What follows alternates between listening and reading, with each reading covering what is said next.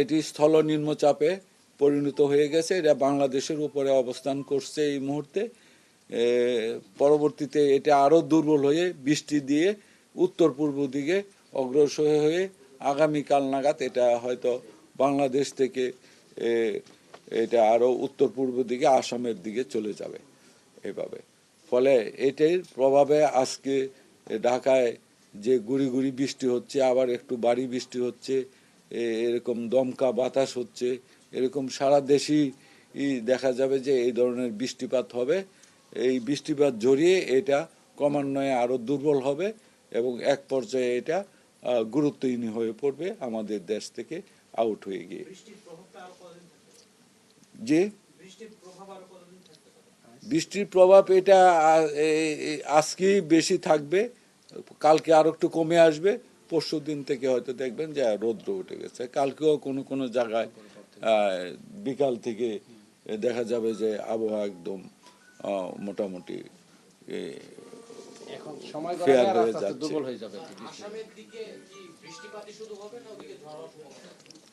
ওই দিকে যখন যাবে এটা তখন একদম লো প্রেসার হিসাবে যাবে, তখন আর ওইটার কোনো প্রভাবে তেমন কোনো গুরুত্বপূর্ণ কিছু সিগনিফিকেন্ট কোনো ওয়েদার হবে না এটা নিয়ে। তো আমরা আপনাদেরকে আরেকটি ইনফরমেশন আমি জানাই। আমরা বলেছিলাম যে এই প্রবল ঘূর্ণিঝড় 90 থেকে 120 কিলোমিটার পর্যন্ত জোরু হাওয়া হয়ে যেতে পারে, সেই সাথে জোয়ার হতে পারে, তার বাড়ি বৃষ্টিপাত হতে পারে। এই সমস্ত কথাগুলি বুলেটিনে আপনাদেরকে আমরা অবহিত করেছিলাম। তাই আমরা যে উইন্ড গত রাতে এবং আজ সকাল পর্যন্ত যে সমস্ত কেন্দ্রে আমাদের রেকর্ড করা হয়েছে তার উল্লেখযোগ্য কয়েকটা আমি পড়ে শোনাচ্ছি। খেপুপাড়াতে আমরা গতকাল রাত 1:30 111 কিলোমিটার পার আওয়ার বাতাসের গতি রেকর্ড করেছি। এটা গত রাতে 11 কিলোমিটার পার আওয়ার। তারপরে আরেকটা সময়ে আমরা রেকর্ড করেছি, সেটা 11:30 রাতে 91 কিলোমিটার পার আওয়ার খেপুপাড়াতেই। তারপরে রাত 8:30 65 কিলোমিটার পার আওয়ার। রাত 7:30 সন্ধ্যা 7:30 61 কিলোমিটার পার আওয়ার। আর বিকাল 4টা 54 কিলোমিটার পার আওয়ার। এটা ছিল খেপুপাড়ার উইন্ড স্পিড। তারপরে পটুয়াখালীতেও আমরা পেয়েছি 1:30টার সময়, একই সময় যেটা খেপুপাড়াতে হয়েছে 111, পটুয়াখালীতেও 111 কিলোমিটার পার আওয়ার। আরেকটা সময় 11:30টায় আমরা পেয়েছি 102 kilometre per hour wind speed. আর রাত 2:30টায় পেয়েছি 89 kilometre per hour wind speed. আর রাত 3টায় পেয়েছি 58 kilometre per hour wind speed. সাতক্ষীরাতে পেয়েছি 70 11:30টায়, 78 পেয়েছি রাত 3টায় কিলোমিটার পার আওয়ার। আমি সংখ্যা যাই বলবো এটা কিলোমিটার পার আওয়ার হবে উইন্ড স্পিড। মংলাতে পেয়েছি 80 12:30টায়, আরেকবার পেয়েছি 63 রাত 9:30টায়, 70 পেয়েছি 11:15টায়। আর কয়রাতে আমরা পেয়েছি 83 kilometre per hour wind speed রাত 11টায়। খুলনাতে পেয়েছি আমরা 46 কিলোমিটার পার আওয়ার রাত 11:30টায়। আর 72 কিলোমিটার আমরা পেয়েছি রাত 4টায় খুলনায়। আর ঢাকাতে আমরা দুইবার দুইটা উইন্ড স্পিড পেয়েছি। একটা হলো আপনার 69 কিলোমিটার 6:20 সকালবেলায়, আরেকটা পেয়েছি 45 কিলোমিটার পার আওয়ার। আর চাঁদপুরে পেয়েছি 65, আর পতেঙ্গা চট্টগ্রাম সেইখানে আমরা পেয়েছি 74 কিলোমিটার পার আওয়ার। তো এরকম আরও অনেক আছে, তা আমি আর সবগুলি আরও কমও আছে কোথাও, এগুলি আর পড়ে শোনাচ্ছি না। তো আর বৃষ্টিপাত 111 হলো সর্বোচ্চ আমরা পেয়েছি দুই জায়গায়, খেপুপাড়া আর একটা হলো পটুয়াখালী। ঢাকায় 59 ঢাকায় 59 সর্বোচ্চ আমরা পেয়েছি।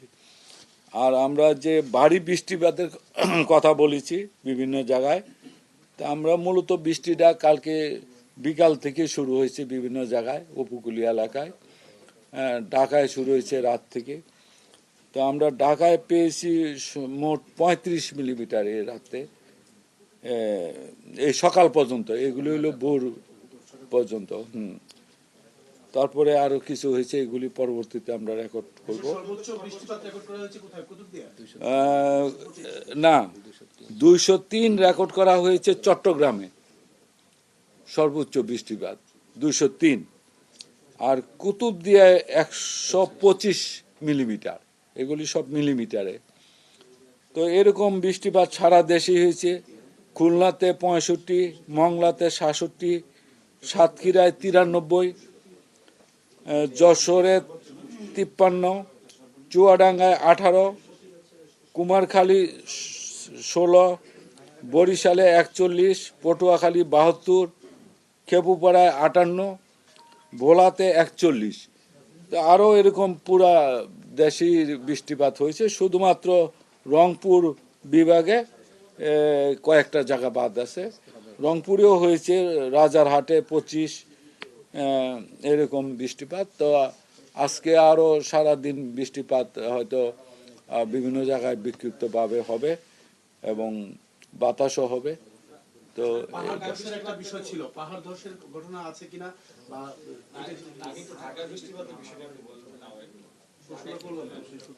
ঢাকায় তো আপনারা দেখতেছেন যে সকাল থেকে একটু পরে থেমে যাচ্ছে, আবার গুড়ি গুড়ি বৃষ্টি হচ্ছে, একটু কখনো একটু হালকা ভারী বৃষ্টি হচ্ছে, একটু দমকা বাতাসও হচ্ছে। এরকম অবস্থায় আজকের দিনটা যাবে। এবং এই সাইক্লোনে এই গভীর নিম্নচাপের অবস্থাটা বর্তমানে আমি যেটা বলছি, তার কেন্দ্রটা যশোর এবং তার নিকটবর্তী এলাকায় অবস্থান করছে। এটি যখন উত্তর পূর্ব দিকে আরো অগ্রসর হবে, এই কেন্দ্রটা ঢাকার উপরে যখন আসবে, ঢাকার উপর দিয়ে এটা পর্যায়ক্রমে সিলেট হয়ে বাংলাদেশের বাইরে চলে যাবে। তবে আজকে বিকাল নাগাতে এই দিকে আরো চলে আসবে, এটা ক্রমান্বয়ে মুভ করতেছে। তো দুপুর নাগাতে এটা বা 3টা-4টার মধ্যেও চলে আসতে পারে।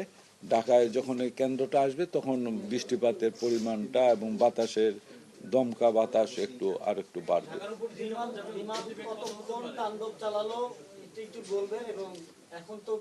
বিমান মূলত সারা রাত্রই তাণ্ডব চালাইছে। এই সাগর থেকে যখন ওঠা শুরু করছে, তার একটা বাঘ আমরা কালকে দুপুর থেকে সকাল থেকে ব্রিফ করতেছিলাম যে অগ্রবাঘ বিকাল 4টার থেকে 3টার পর থেকে শুরু হবে উপকূলে আঘাত হানা। সেটাই হয়েছে। সেই সময় থেকে শুরু করে মধ্যরাতের মধ্যে তার কেন্দ্র উঠে গেছে। কেন্দ্র উঠার পর পরবর্তীতে আমরা রাত্রে বুলেটিনে বলছিলাম 5 থেকে 7 ঘন্টা এটা আরো বাকি অংশটুকু উঠতে সময় লাগবে। সেই সময়টুকু সারা রাতই এটা তাণ্ডব চালাইছে, সারা উপকূল সহ আমাদের ঢাকা পর্যন্ত। তো এটা এখন স্থলভাগে উপরে চলে আসছে, পুরা বডি সকাল 6টার আগেই পুরা অংশ স্থলভাগে চলে আসছে। তখন সকালে ছিল এটা সাইক্লোন হিসেবে, এখন এটা আরো দুর্বল হয়ে আপনার স্থল গভীর নিম্নচাপ হয়েছে। এটা পর্যায়ক্রমে বৃষ্টি দিবে আর আস্তে আস্তে উত্তর পূর্ব দিকে সরে যাবে এবং আরো দুর্বল হয়ে যাবে। এখনই এটার প্রভাব যশোরে থাকলেও ঢাকার উপরে তার অংশ আছে, কিন্তু কেন্দ্রটা যখন আবার এই দিকে অগ্রসর হবে আর একটু বাড়বে বাতাসের গতি, হয়তো এখন এই 20, 30, 40 এর মধ্যে সীমাবদ্ধ থাকবে। এখন আর বৃদ্ধি পাওয়ার কোনো সুযোগ নেই, যেহেতু এখন আর এনার্জি সে গেইন করার কোনো সোর্স নাই তার। এখন শুধু সে দুর্বলই হবে। কোন কোন উপকূলীয় এলাকাতে আসলে সবচেয়ে বেশি আসলে আঘাত আনলো এই আমি যেটা আমরা শুরুর থেকেই আগের থেকেই বলেছিলাম যে এটা ভারতের সাগর আইল্যান্ড এবং খেপুপাড়ার মধ্যবর্তী উপকূল, যেটা আমরা মংলার সাউথ ওয়েস্ট দিয়ে অগ্রসর হয়েছে কেন্দ্রটা। তো মূল কেন্দ্রটা বাংলাদেশ দিয়ে অতিক্রম করছে এই সাইক্লোনের। তো যেহেতু এই দিক দিয়া মানে অতিক্রম করেছে, আমি যে উইন্ড স্পিড যেটা আপনাদেরকে পড়ে শোনালাম, হ্যাঁ, পটুয়াখালী খেপুপাড়া এই জায়গায় 111 kilometre per hour wind speed আমরা রেকর্ড করেছি। সুতরাং এর কেন্দ্র যেহেতু মংলার পাশ দিয়া ওই সাউথ ওয়েস্ট দিয়েই অতিক্রম করেছে এবং খেপুপাড়ার অতি নিকটই, সেহেতু ওই সমস্ত এলাকায় উইন্ড স্পিড, মংলাতে উইন্ড স্পিড 80 পেয়েছি আমরা। সুতরাং সবচেয়ে কেন্দ্র অতিক্রমের জায়গায় যেখান দিয়ে হয়েছে সেই জায়গাটাই সবচেয়ে বেশি আপনার উইন্ড স্পিড এবং আপনার জলোচ্ছ্বাস বলেন বা উইন্ড ড্রাইভিং সার্চ বলেন, সেইগুলি ওই এলাকায় বেশি হয়েছে। যেমন আপনার এই নিউজে দেখাইছেন যে রাঙ্গাবালি এলাকায় তলিয়ে গেছে পানি, পটুয়াখালী খেপুপাড়া এই সমস্ত এলাকায় ওই দিকটাই বেশি। অর্থাৎ উপকূলের পুরাটা অংশই, কক্সবাজারেও আমরা নিউজে দেখেছি, আপনারা নিউজ করেছেন যে সেইখানে কক্সবাজারের কয়েকটা এলাকা বিশাল মানে পানির নিচে তলিয়ে গেছে এরকম। তো উপকূল পুরাটাই থ্রেট হয়েছে।